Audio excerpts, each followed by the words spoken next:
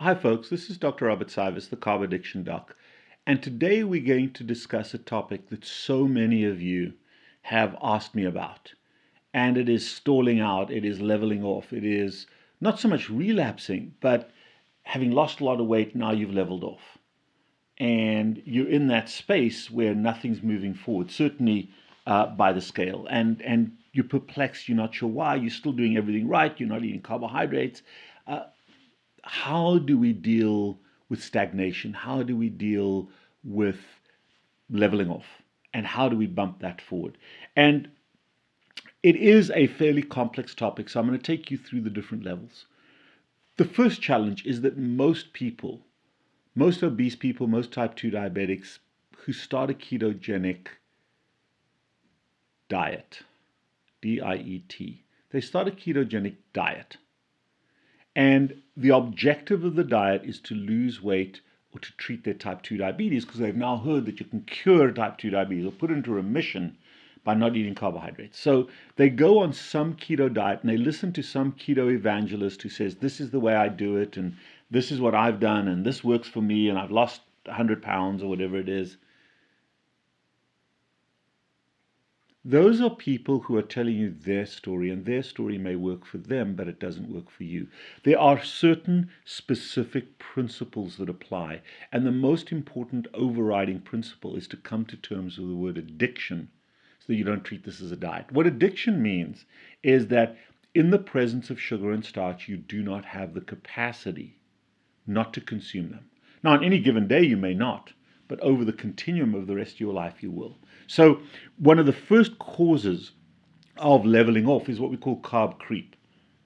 And we become very, very sophisticated in terms of carb creep.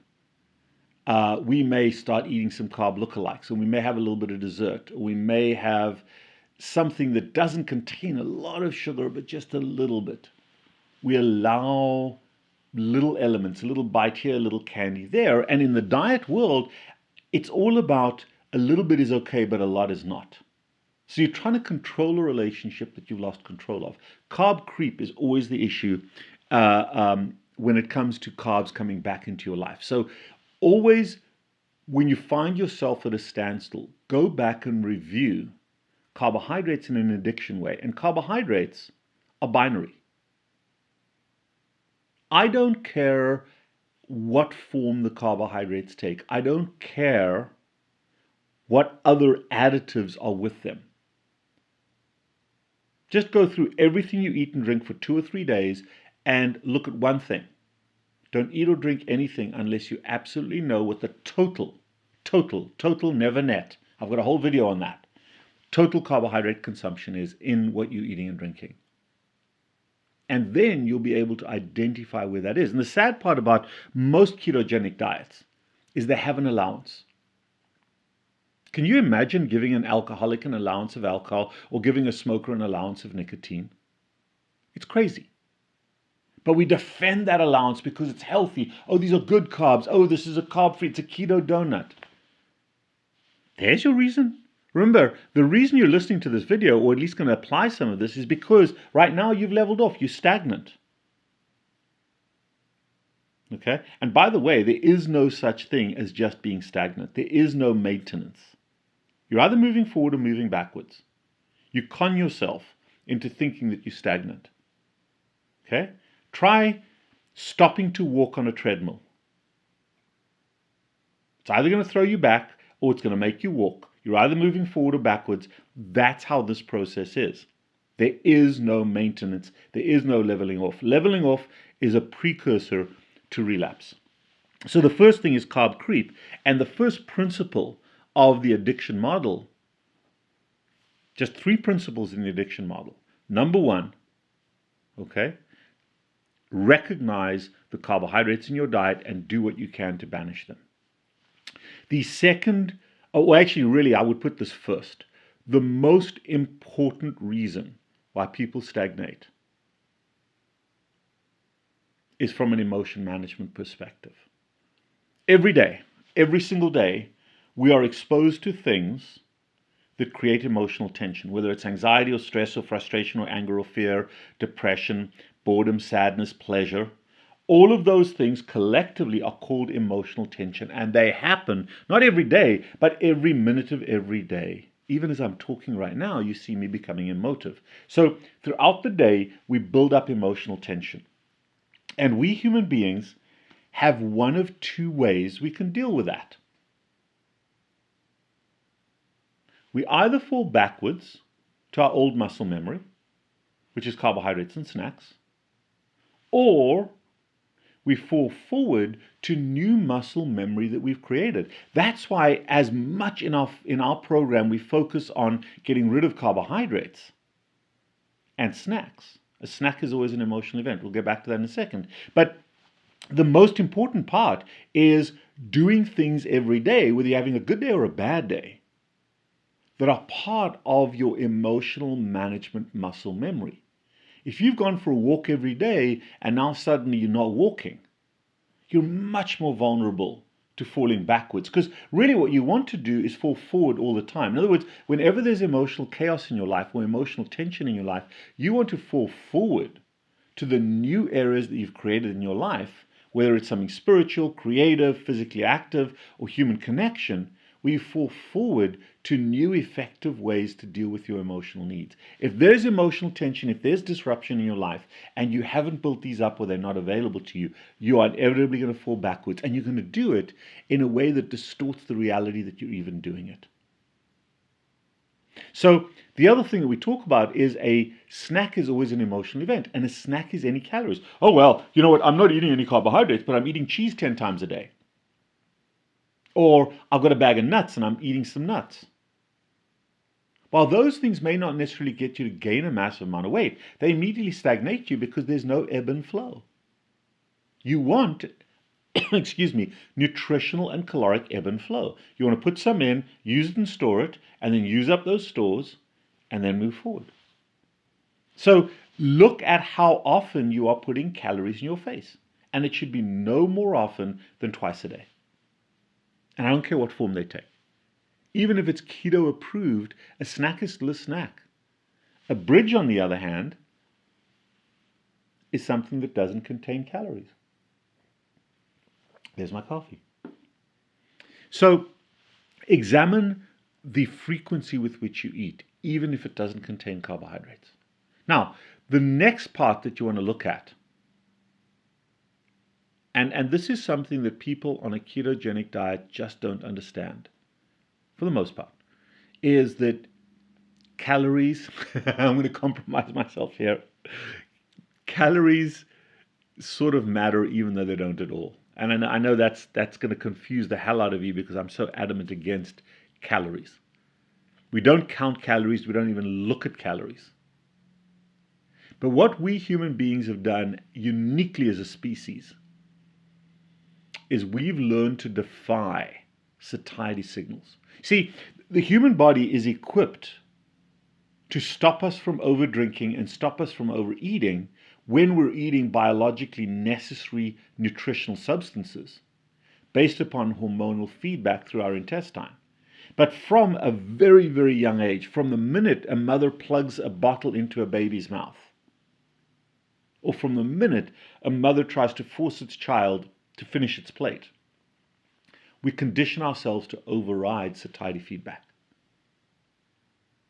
And more, we think, especially if we're a little bit hungry, and now we're eating only once or twice a day instead of 10 times a day, we think about how much we desire to eat, or we need to eat. Oh, my nutrition, I have to eat this amount.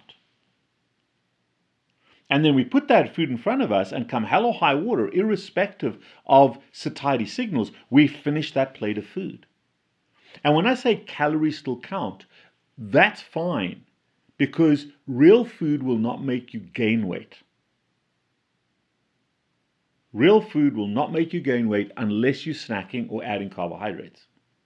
However, real food also, because of homeostasis, will not allow you to give up stored energy to lose weight. So we have to create an artificial paradigm to kickstart that, and it is listening to earlier and earlier satiety cues. Now, here's a mind bend for you. Here's a little mind bend for you. And I know this as a bariatric surgeon, I know this. Okay? Forget about macros and micros and numbers, and because everybody's different and nobody knows. Anybody who professes to know how much you should eat doesn't know shit about human biology. So anybody who's out there calculating micros and macros, particularly with proteins and fats, doesn't know anything. Because some proteins, and they don't know how much is going to be used for energy, some is going to be used for nutrition. We just don't know. Having said that, on average, just as a zone, I'm a 6 foot tall guy. And to meet my nutritional requirements each day, ballpark, let's put how much I eat in terms of boiled eggs. Let's just take a boiled egg. Now, why do I do boiled eggs? Because a boiled egg is a whole chicken. It's got pretty much everything we need in terms of fat, protein, minerals, and vitamins. Don't go out there and just eat eggs for a living. But if you use that as a quantity basis, instead of grams of this and grams of that, how many boiled eggs per day should I, as a 6 foot tall person, eat to sustain myself, assuming I'm nutritionally normal, to sustain that nutritional normality? Now, I'm not talking about calories for energy. Is it 1 egg, 2 eggs, 5 eggs, 10 eggs? How many eggs worth of food should I eat each day to remain in nutritional neutrality? And the answer is about 2 eggs a day. Plus minus 2 eggs a day. Maybe 1, maybe 3, but about 2 eggs a day. In my entire nutritional load, there is enough nutrition in the equivalent of 2 eggs worth of food. So if you compare 2 eggs of food with how much you eat every day, especially if you're on a ketogenic diet, look at the difference, and the difference is your caloric excess. So if I eat 2 eggs a day, or if my surgical patients, the patients that have had bariatric surgery, and bariatric surgery is really there to restrict how much you can eat. Early on, those people can eat about 2 eggs a day, or the equivalent thereof, in other animal products, other vegetables, ketogenic vegetables. They eat 2 eggs a day. That is enough to meet their nutritional requirements to keep them nutritionally replete. Now, obviously, we need energy. We need fuel to run the body. Well, if you're eating the equivalent of about 2 eggs a day, all of that fuel is coming from your pork, from your fat supplies, which is kind of what we want. Some of it may come from the muscles. If you don't protect your muscles, that's a separate talk. But that is weight loss, and that's pretty much the maximum amount of weight you're going to lose is if you're eating just enough to meet your nutritional demands, which is really where hunger is focused, but you allow your body to tap into its resources as close to 100% of the fuel it uses. Now, anything above that you eat is going to subtract from your caloric needs. So if you're eating your 2 eggs, but now you're eating 4 or 5 eggs, we're just using eggs as a metric, as an equivalent, not specifically as eggs. You're eating 5, that means 3 eggs worth of fat and protein that you put in your mouth is now being used as a source of energy, which subtracts from your body's use. I hope that makes sense. It can be somewhat a difficult concept to understand. So therefore, if you are eating what your brain thinks it needs to eat and you defy satiety signals, you may not gain weight because of that, especially if it's ketogenic. And we can discuss that at a later time as well. Your body won't let you gain that excess weight. But it is enough, both nutritionally as well as calorically, to prevent weight loss. And that's what most people don't understand. So if you're going to kickstart yourself again, the first thing is, number one, recognize where the problem is. Is it carb creep? Is it the frequency of your meals? Is it the size of your meals?